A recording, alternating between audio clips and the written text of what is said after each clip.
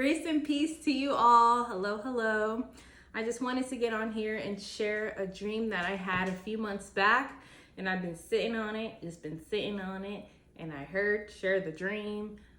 I just been sitting on it because, again, looking in front of a camera is kind of awkward for me. So I'm just gonna get right into it. So back in December, I remember praying and asking God, like, Lord, show me what's on your heart. What should I be praying for? Like, just reveal to me what your heart is.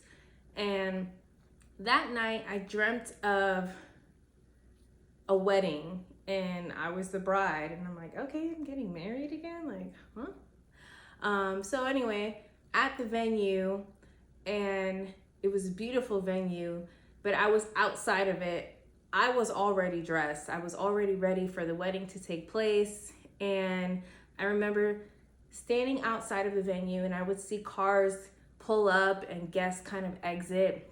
And as they're entering the venue, I'm thinking to myself, what is so-and-so doing here from high school? Lots of familiar faces, lots of old faces from middle school, high school. I'm like, what are they doing here? Wow, I was just shocked.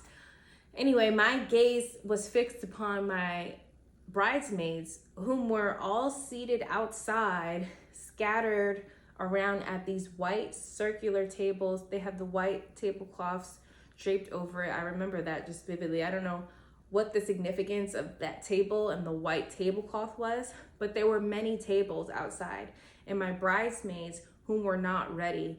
And some individuals were sitting at a table, one or two to a table, just scattered. And I remember seeing one of them, she had her head down and she was just exhausted, just tired. And I'm standing in the midst, right?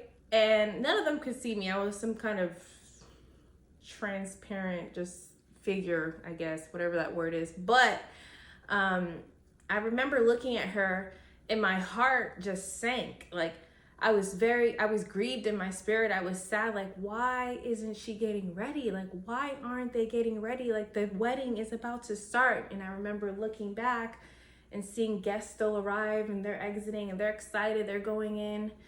And I'm looking at my tired bridesmaids like, man, like, and I remember the thought I had, man, they're treating this like a Sunday service. Like, the first 15 minutes of worship you just miss and whatever. And I remember just trying to hype them up, but to myself, but because they couldn't hear me. And I'm like, get up, like, the wedding's about to start. Please get up, get ready. And as a bride, you would think I would be some kind of bridezilla, right? Just all upset and furious, like, like, what are you doing? But that wasn't the case at all. I was just very grieved and just like, please, come on, get up. There's not much time. I would look back at the door. There's not much time. Come on. And looking at all these tables, some tables were even empty. I remember seeing that, and it was all this a little bit confusing. But I couldn't wait any longer. I couldn't wait, and I remember stepping back slowly, and I was like, I'm sorry, like, I can't wait anymore. Like, the wedding's about to start. I have to go. And then I turned around. And then I woke up after that dream, and immediately I had a revelation of what that meant.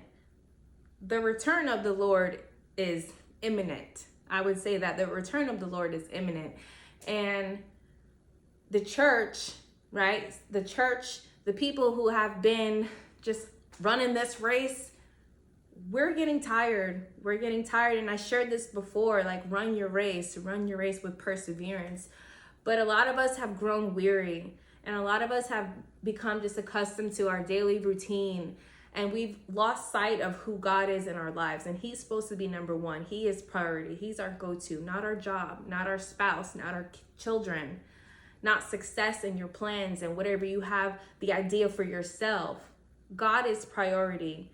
And if we don't put him first, we're going to quickly become tired. We're going to quickly fall out and just, we're not going to have the energy. So I remember just thinking to myself, wow, God, like, that's how you feel. He's grieved because we're not ready. And his desire is for all of us, right? For all of us to be in heaven with him. and for no one to be left behind, for no one to perish. So I want to encourage you all to continue running your race. Stay strong in the Lord. That's the reminder for you to continue running your race, to stand strong in the Lord, put him first.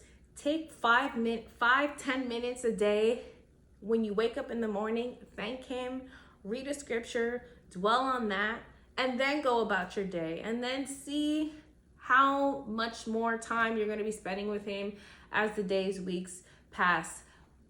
But let me remind you, we don't have that much time. We don't have that much time. The invitation is for all. Like I said, there were guests that I knew from middle school, high school, and I thought, what are they doing here? I haven't spoke to them. They accepted the invitation. Are you going to accept the invitation? Are you going to get ready? Are you going to be ready for the wedding and arrive on time?